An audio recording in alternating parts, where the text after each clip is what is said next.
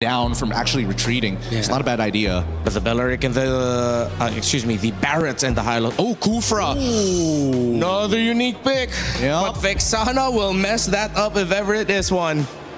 Let's see if they actually go for it, right? Because doesn't mean it's the end of the world. There's not a lot of people who could disrupt people like Yves, for an example. True. Eve still might be. They still go into the lid. That's so interesting. Yeah. I think at the end of the day, they still want to make sure that, hey, we don't have to stick around the lane for too long. I am curious about specifically whether or not this Belleric, what are the emblems? Is it going to be Ragefly? Is it going to be Concussive Blast? That's going to tell us a lot about how this game is going to be played out, especially in the mid, considering that Stormy, he wants to move out of that lane fast with Yums to ensure that Kyrie can't find an angle in for a lane gang. Back in to one of the most grueling series we've seen so far. Onic up against SRG. Onic came back last game, late game. They had zero control in the beginning, but were able to still get the win, and SRG continue to evolve and grow. They're willing to risk it with some different picks. This is something they lacked in the beginning of the tournament, and we're already seeing how much more they're adapting to current meta. Hey, that's a sprint on Stormy. That's something new, that's for sure. Put yourself together though for Yums, Master Assassin for Innocent, just trying to win out this lane. But yeah, sprint over Flicker for the first time on the Eudora. I wonder, I mean, had to be, whoa, a lot of damage on the Keyboy. Toe the fracture, not even there, it's just a passive Kai. Jumps in, picks up the kill, Yum's gonna be very low. Onic strike first this time around, and they instantly go into enemy jungle. Beautiful rotation from Loopy and Kyrie coming to that mid lane. Yums is gonna try to stop it, but he may get taken out here. Yeah, Kyrie is able to take it, now he jumps on Yums. There's a few more hits to take another. He's on the board, now it's 2. This is one of the good things about the Noland up against this Aurora. He's gonna be able to dash away. He's got the escapability. He's not, even if he commits to a big amount of damage, he instantly dashes back, and it's gonna make it a little bit harder for Uni to catch him in some of those dicey moments. Yums maybe going a little too deep. Maybe should have just let them have that one, because now that Kyrie's got 2 kills already on a Nolan, it is a picture-perfect start for Onic. Can't get better than this, right? Especially after last game where it was SRG who dominated the first 14 minutes of the game, right? Like entirely early game, it was just SRG. Kelra this time feeling the wrath of Innocent in a winning matchup. All right, so SRG, do they want to contest this? Again, they do have the Harara, one of the highest prioed heroes in the meta right now. They're just gonna go in on Cram. He's gonna get bursted down. Sans picks him up. Lutpi is able to walk Yums down. Keyboy doing the same thing now, over to the purple buff. Uni still just level 3.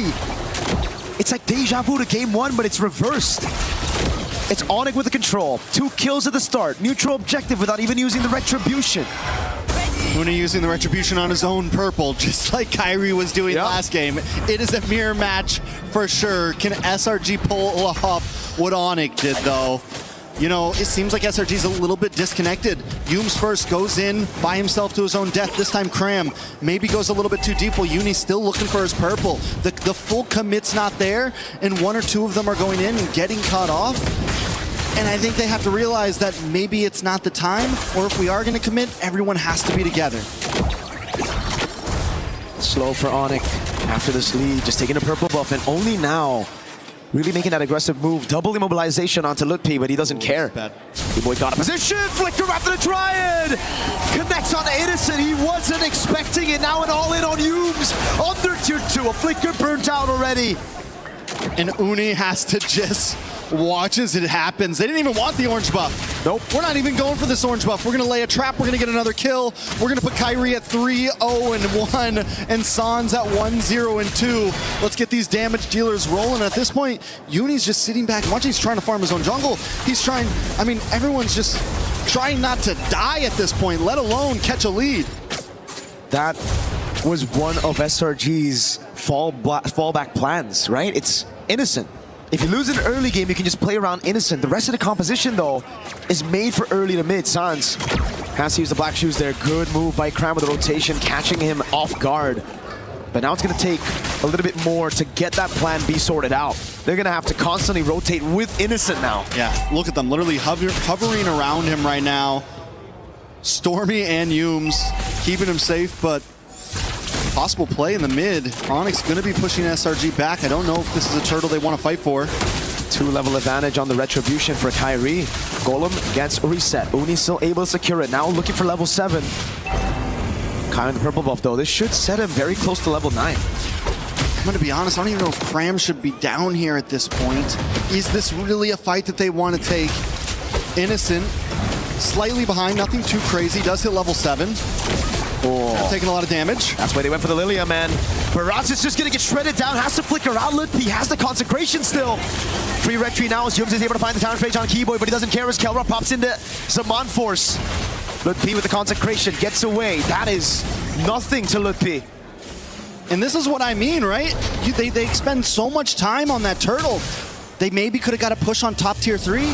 They maybe could have, you know, if Cram would have stayed up there, if someone else would have gone up there, they could have rotated elsewhere and at least made play up on the map. But instead, they spend so much energy on a turtle they never had a chance to get.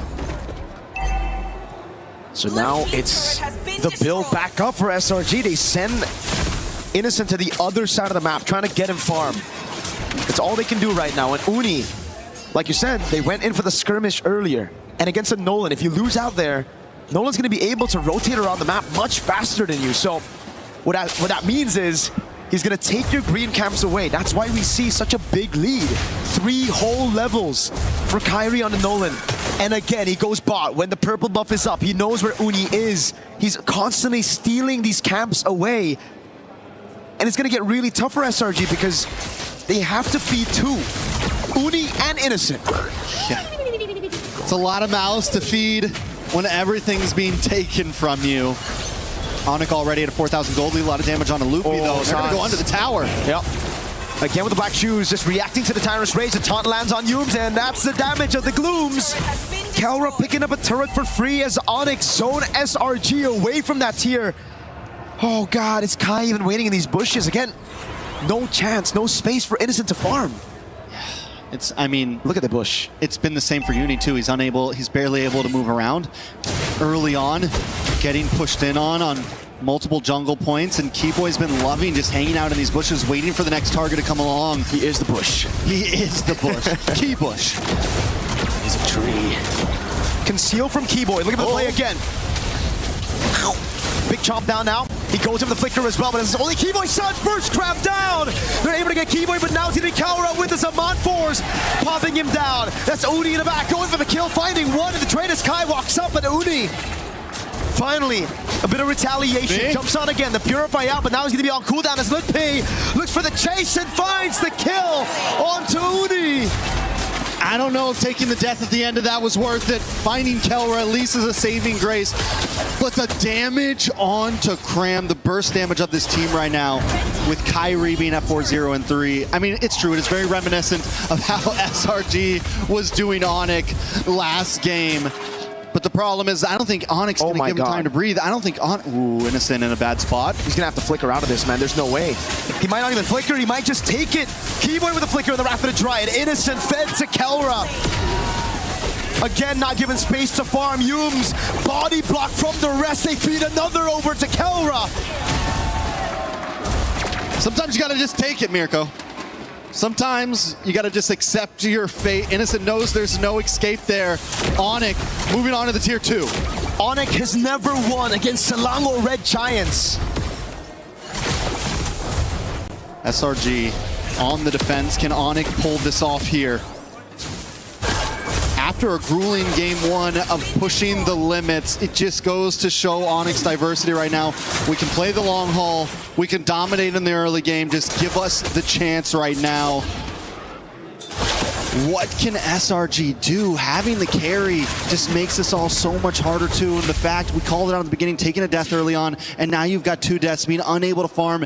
It is a long haul. The thing is it feels like it's been 12 or 13 minutes. It feels like they could get to late game in just a few minutes, but we are just breaking 9 minutes. We're talking, it could be another 5 or 6 minutes till Innocent even has a chance of really outputting damage, till Cram can actually hold down the front line. Onic didn't really have the game in their hands until 18 or 19.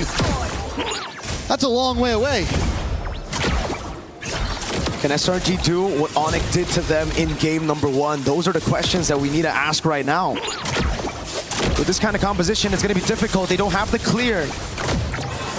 Holy Shield already down, up top again. Now down below, Lutpi ushers those minion waves in to deal with the Holy Shield. Takes a bit of a beating. But it's all for the orange buff to be taken by Kai, who's 5 levels ahead. Use with the rage, but it's going to be responded over by Sons of the Black Shoes. Now as the taunt lands on Cram, and again it's Kelra. Oh, a big chop down thrown again, but he has to purify. Cram low, has to flicker back. And that's 2 big flickers as Kai secures the Lord. They do bide some time though, clearing out the waves, but another wave is coming soon. But SRG doesn't have the greatest comp to defend. Yes, they have the carry to Shred, who has gotten in the Trinity, but still 1.5k gold behind. Taking a look at the jungle, it is a 4.1k gold lead. Uni just got his second item in, just got War Axe in. The last time they met at a major international, it was SRG who knocked Onic out of Group B in MSC 2024 with a 1-1 draw. Well, revenge is here. It's in Onic's grasp. All they got to do is close this out. And last time SRG was a little bit too patient. Onic is ready to kick in these doors. And, whoa, yeah. Was it a flex or what is it, a misplay? We'll see with the result of the game. Comes down to that. Definite welcome coming out onto the Uranus now with no winner crown, no problem. Silence deals with him. Wave in the mid lane is good. Onic gonna look for the slow build up into the siege right now as they go over the top lane. Lutpi holding in the front. Is gonna be Kai with the dash in forward as Kelra jumps in. Again, the fracture lands on Yums. Lord cleared out. Black Shoes comes down. Uni goes down. Keyboy with a rapid